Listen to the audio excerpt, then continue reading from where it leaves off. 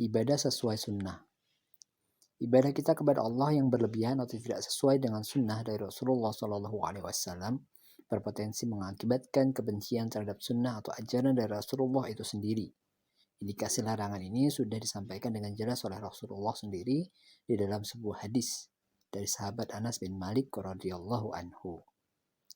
Di dalam hadis riwayat Bukhari dan Muslim tersebut diceritakan ada 3 sahabat Nabi yang mendatangi sebagian istri Nabi SAW untuk menanyakan tentang bagaimana gambaran ibadah Rasulullah ketika berada di rumah.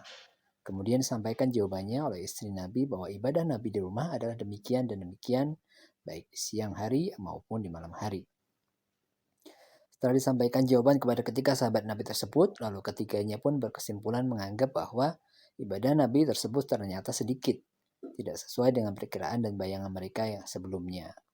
Ketiga sahabat Nabi tersebut lalu berpendapat bahwa apa yang dilakukan Nabi, yakni intensitas ibadah yang menurut mereka sedikit, dikarenakan status beliau sebagai Rasulullah yang sudah diampuni dosa-dosanya oleh Allah, sehingga tidak perlu lagi melakukan banyak ibadah terlalu banyak.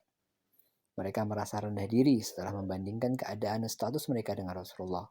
Mereka berkesimpulan bahwa supaya bersih dari dosa seperti Rasulullah, selayaknya mereka menambah intensitas ibadah mereka melebihi seperti apa yang dicontohkan Rasulullah.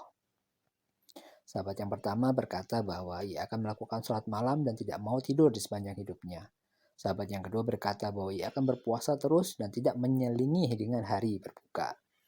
Dan sahabat yang ketiga berkata bahwa ia akan menjauhi perempuan alias tidak akan menikah sampai akhir hidupnya. Niatan ketiga sahabat Nabi tersebut terdengar oleh Rasulullah SAW. Nabi pun mendatangi mereka untuk mengkonfirmasi berita tersebut. Beliau bertanya kepada ketiganya satu persatu dengan niatan mereka masing-masing seperti yang dijelaskan di atas tadi. Setelah itu Rasulullah memberikan nasihat kepada ketiganya, bahwa manusia yang paling bertakwa dan takut kepada Allah adalah beliau. Namun demikian beliau tetap tidur walaupun melakukan sholat malam, juga berbuka di hari yang lain dan tidak terus-menerus berpuasa setiap hari, serta menikahi perempuan. Jika ada yang membenci sunnah beliau dan tidak mencontoh apa cara yang telah dilakukan Rasulullah, berarti dia bukan termasuk umat beliau. Jadi apa yang telah dicontohkan oleh Rasulullah adalah telah maksimal dan sempurna sehingga tidak perlu ditambah atau dikurangi lagi.